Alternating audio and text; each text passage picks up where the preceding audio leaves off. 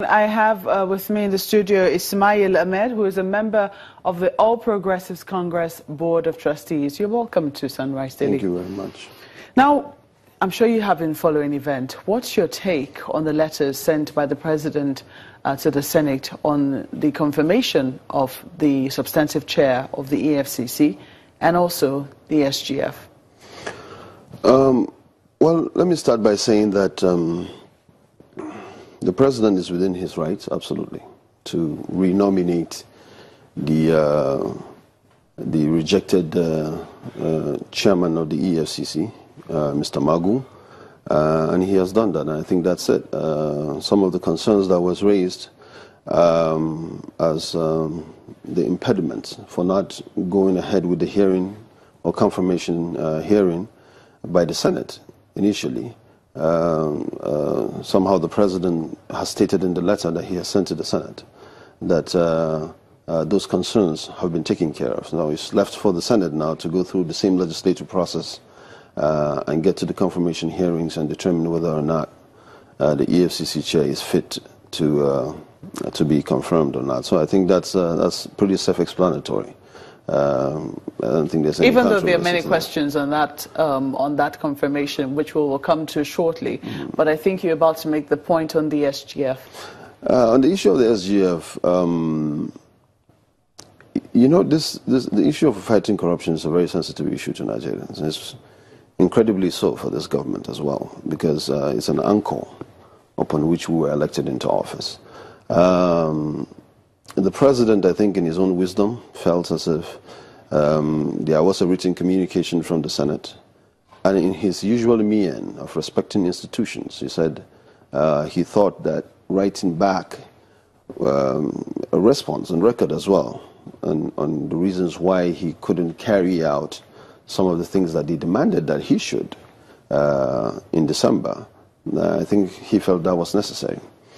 As a politician, I would tell you that I wouldn't have wanted a letter written. I don't think the Senate were even expecting a letter, to be quite honest, on the issue of the SGF. You know, they were not expecting a written response from the President. They gave a resolution, they gave a recommendation. I'm not sure they were even expecting a response. As a politician, strictly speaking, I thought the letter would have raised more questions than answers. It would have feed into a narrative that a lot of people, especially from the opposing side, are trying to create, that the President was trying hard to protect some of his staff or some of his appointees. I wouldn't have written the letter. Well, there are two options. I mean, if a resolution was passed and, you know, the recommendations were very clear, you know, sack and prosecute the SGF on these grounds, and the President wasn't going to do that, you don't think it was? Well, it's not. I don't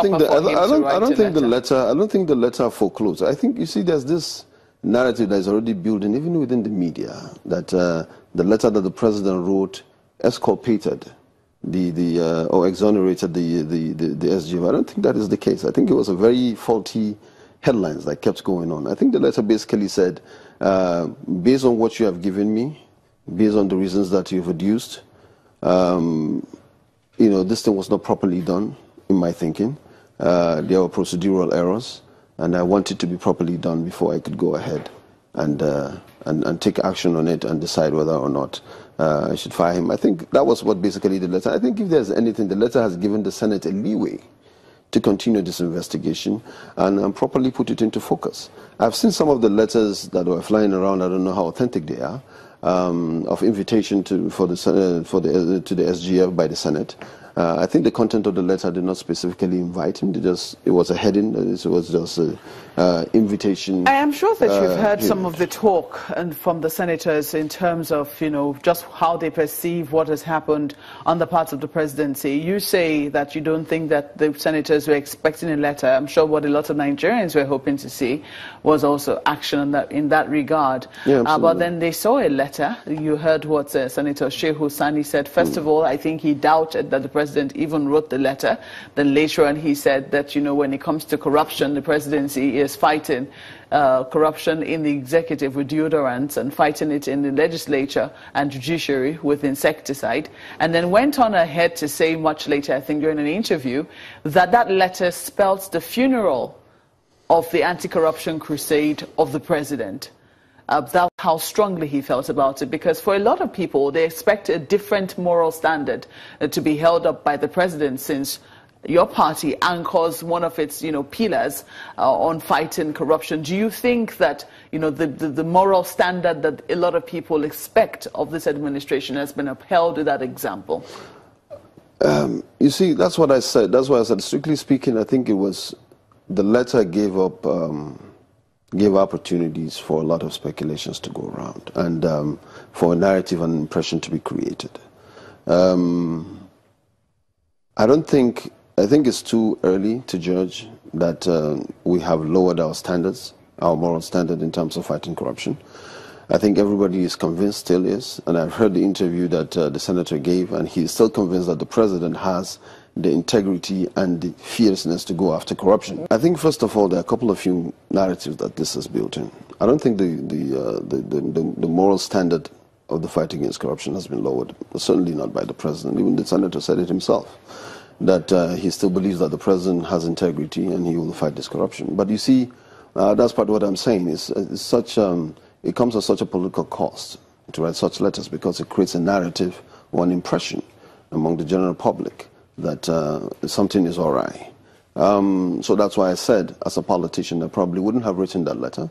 I probably wouldn't have advised for that letter to be written. You say he hasn't lowered the standard. I mean, what is the standard? What standard should we expect? Well, the moral standard is that it's high enough for the president to prosecute or to deal with whoever it is that is caught to be abusing public office or to be engaging in corruption. So I will give you that a couple of few things that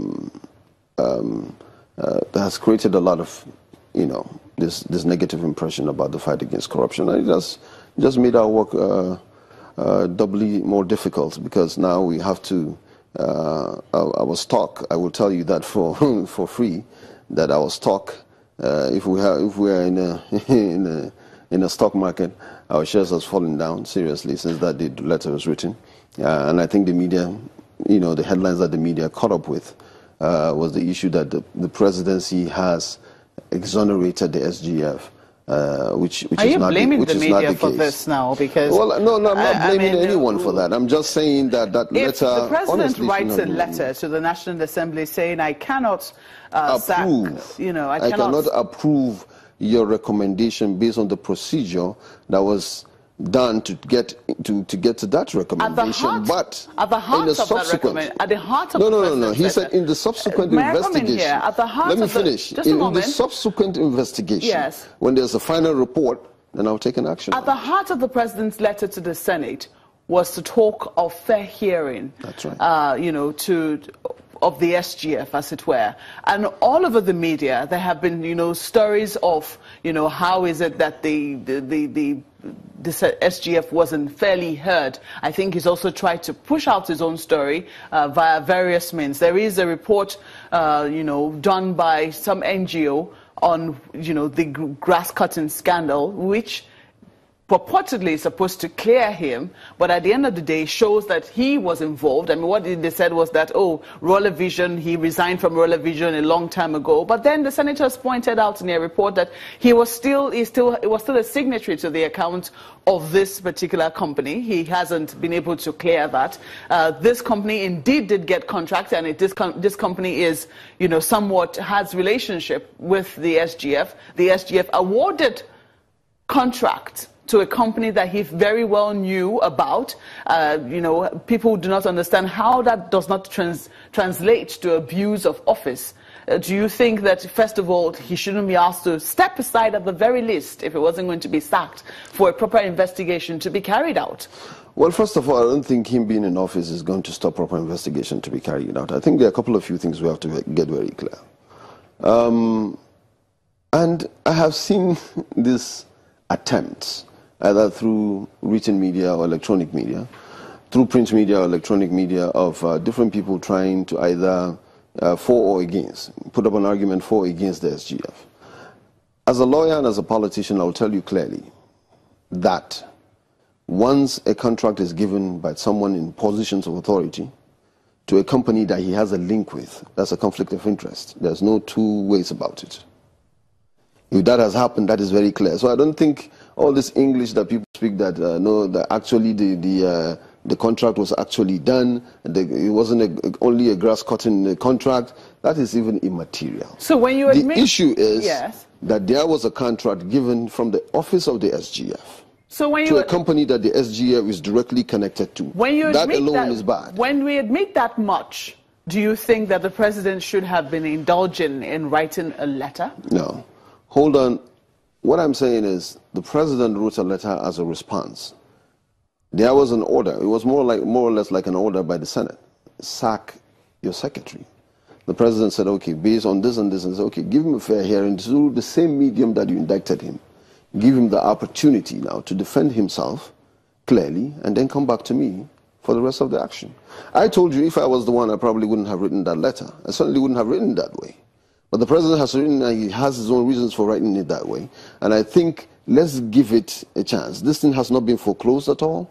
Let the Senate continue their investigation. Let them call for a public hearing. Let them call the SGF. Let it be an open public hearing and let them hear him out. And then let them see, and let the world see, and then let people make their judgments themselves.